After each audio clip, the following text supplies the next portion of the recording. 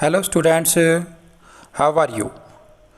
आज हम पढ़ेंगे class 9th subject science chapter 9 force and laws of motion, मतलब गति के नियम।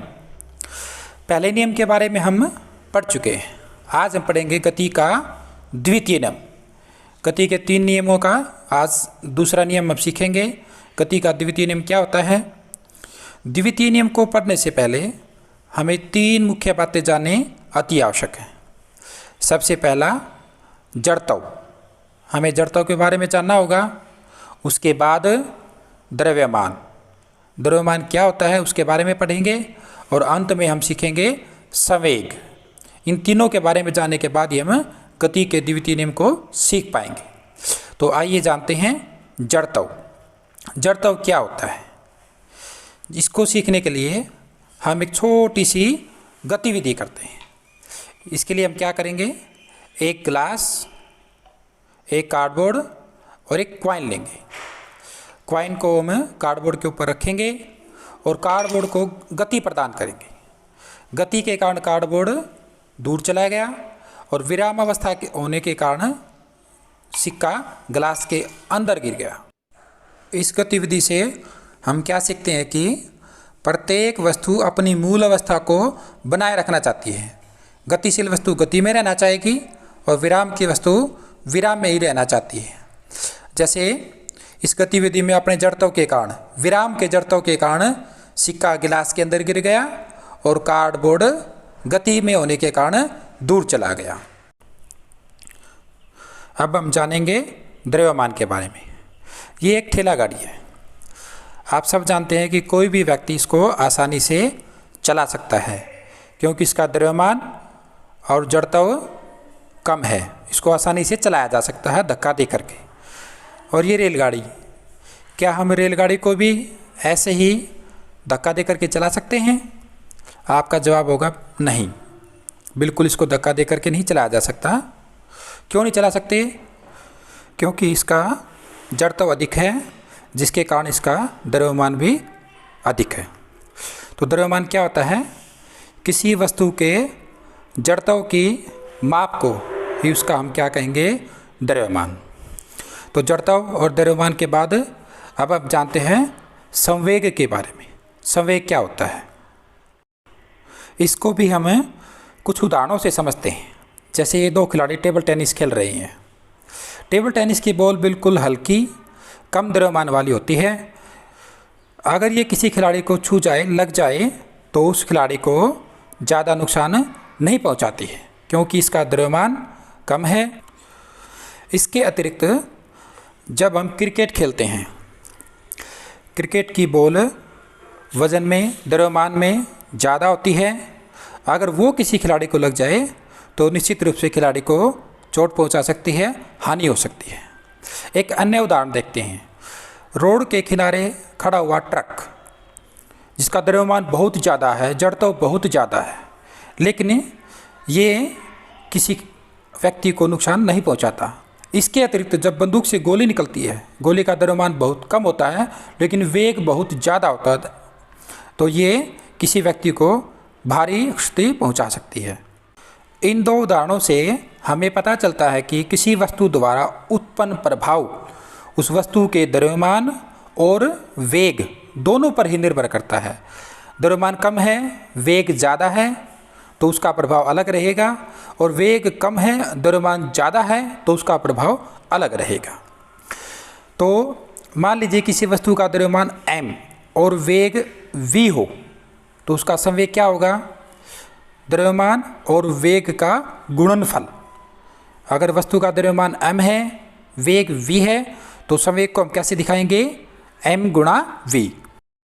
संवेग में परिमाण और दिशा दोनों ही होते हैं, और संवेग की दिशा वही होती है जो वेग की दिशा होती है। जो वस्तु जिस दिशा में वेग कर रही होती है, गति कर रही होती है, संवेग की दिशा भी वही होती है।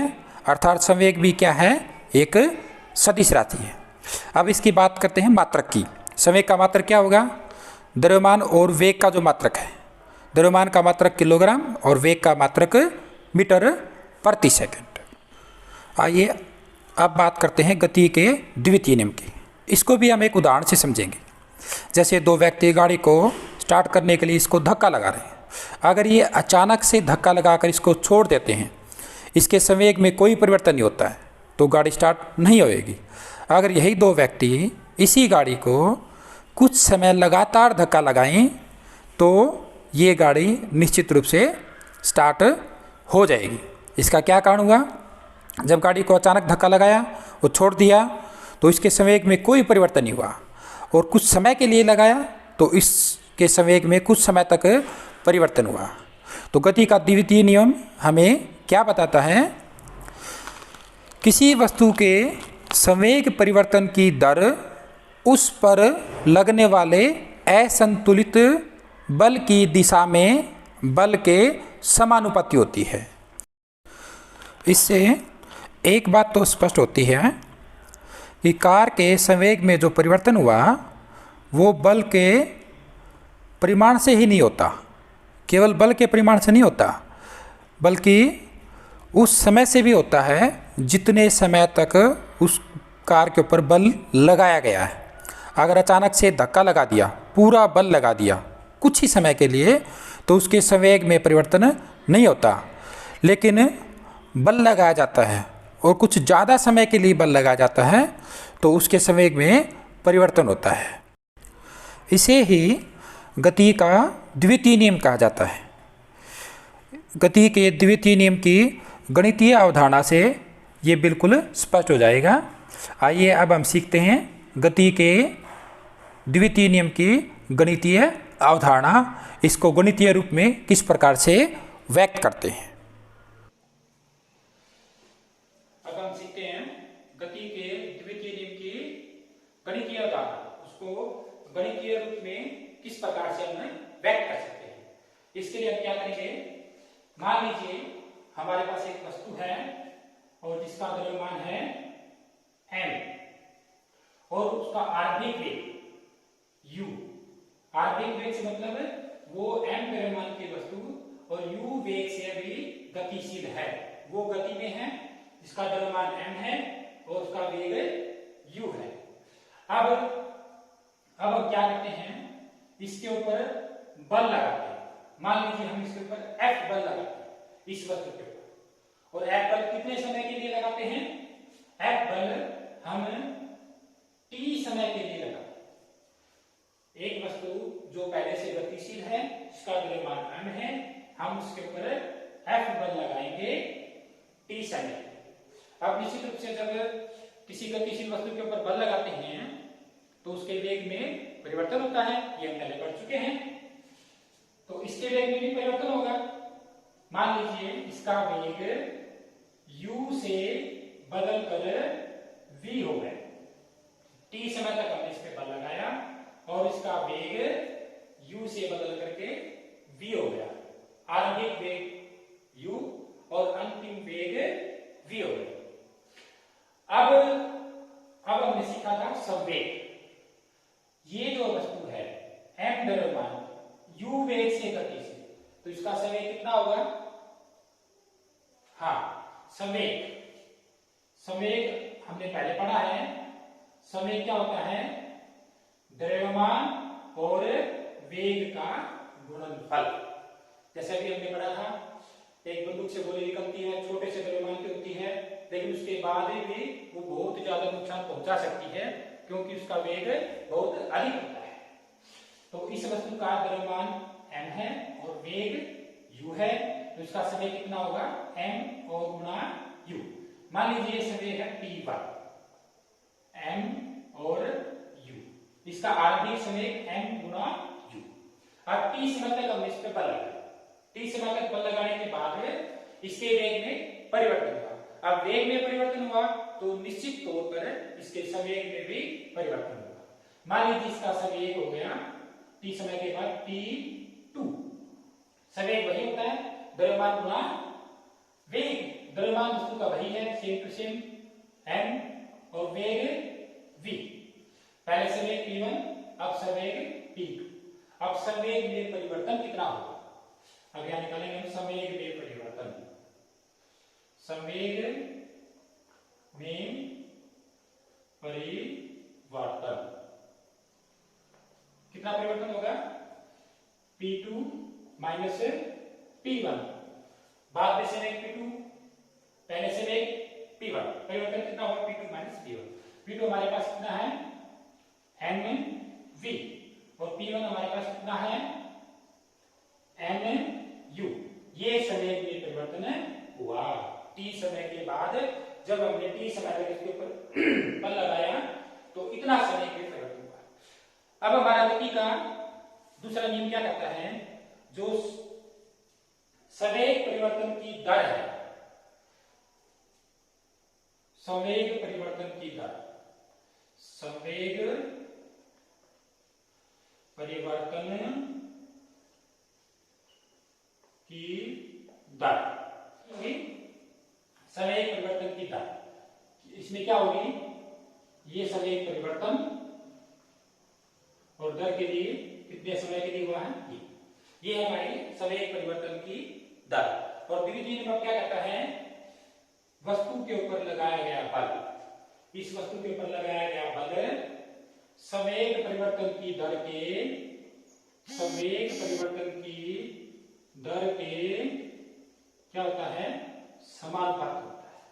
मतलब जितना बल लगाएंगे उतना ही संवेग में परिवर्तन होगा। कम बल लगाएंगे संवेग में परिवर्तन भी कम होगा, अधिक बल लगाएंगे तो संवेग में परिवर्तन भी ज्यादा होगा। समानुपाती का मतलब ये होता है। अब समानुपाती का निशान हटाने के लिए हम एक स्थिरांक लगा लेते हैं। स्थिरांक मान लीजिए हमने के लगा के, और ये क्या हो जाएगा? MV माइनस MU बटे T। आप देखिए क्या करेंगे? ये दोनों से आप कॉमन, V माइनस U बटे T। अब हम पहले इस पाठ में पढ़ चुके हैं और पीछे गति वाले पाठ में हमने पढ़ा था वेग में परिवर्तन की दर को क्या बोलते हैं? V माइनस U बटे T। इसको हम क्या बोलेंगे? एक्सेलरेशन, मतलब त्वरण। वेग में परिवर्तन की दर को त्वरण बोलते हैं। ये हम पिछले पाठ में अध्ययन कर चुके हैं, पढ़ चुके हैं। तो F इसके बराबर होगा K, और ये द्रव्यमान, और ये सारा को किससे रिप्लेस कर देंगे? A से। तो ये है हमारा गति का दूसरा नियम, उसकी गणितीय अवधारणा। F जो हमने वस्तु के ऊपर बल लगाया है वो किसके बराबर होगा? K, उस वस्तु का द्रव्यमान और उस वस्तु के त्वरण के बराबर, उसमें कितना त्वरण पैदा होगा। अब हम मात्रक की बात करें तो मात्रक, गणितीय अवधारणा से हम इसके मात्रक का पता लगा सकते हैं। मात्रक कैसे निकालेंगे? द्रव्यमान का मात्रक क्या होता है? किलोग्राम। अगर ये एक किलोग्राम के लिए अगर हम लें, और त्वरण का मात्रक क्या होता है? मीटर प्रति सेकंड स्क्वायर।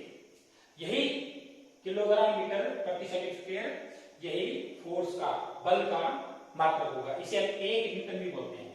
1 न्यूटन। अगर इकाई समय के लिए 1 किलोग्राम की वस्तु पर 1 मीटर प्रति सेकंड स्क्वायर का त्वरण पैदा किया जाए तो वो 1 न्यूटन के बराबर होगा, जिसको हम 1 न्यूटन भी बोलते हैं। तो ये है हमारा गति के दूसरे नियम की गणितीय अवधारणा।